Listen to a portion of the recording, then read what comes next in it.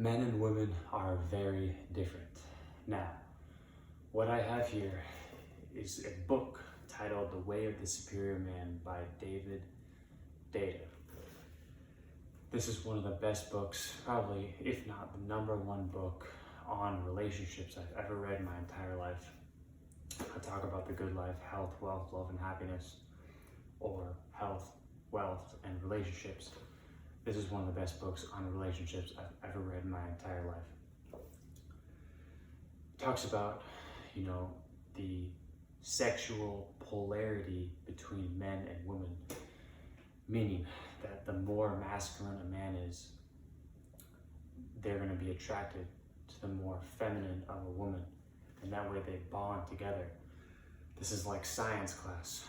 We hear about positive and negatives attract. It's the same exact thing here. You have a masculine man and then you have a feminine woman. They are bonded together because they're attracted. They have opposite traits. Their opposite traits attract each other. It talks about how men are very purposeful. They're driven. They're masculine. Like, these are traits that men have that, have been around for ages, for years. If we go back in time, we've always had these traits.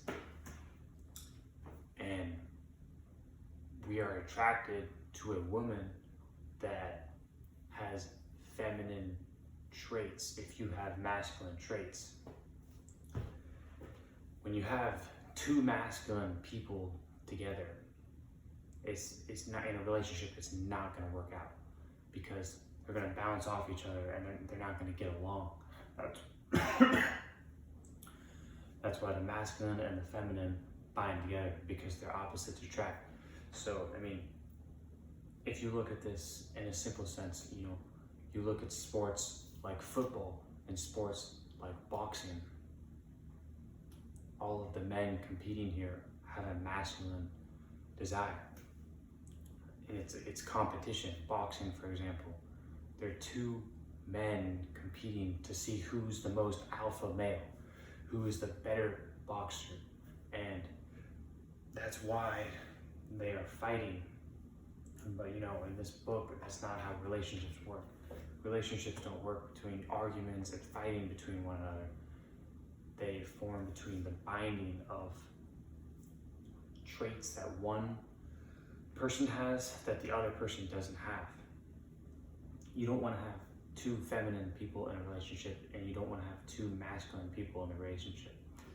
Now, David Deida does talk about, it doesn't have to be a man and a woman, but what he does say is that, there needs to be a masculine person in the relationship, and there needs to be a feminine person in the relationship. And, it doesn't matter. It can be a girl and a girl, it can be a guy and a guy, or, in the most common form, it can be a guy and a girl. Because it doesn't matter, but there needs to be a masculine and there needs to be a feminine in order for a relationship to bind.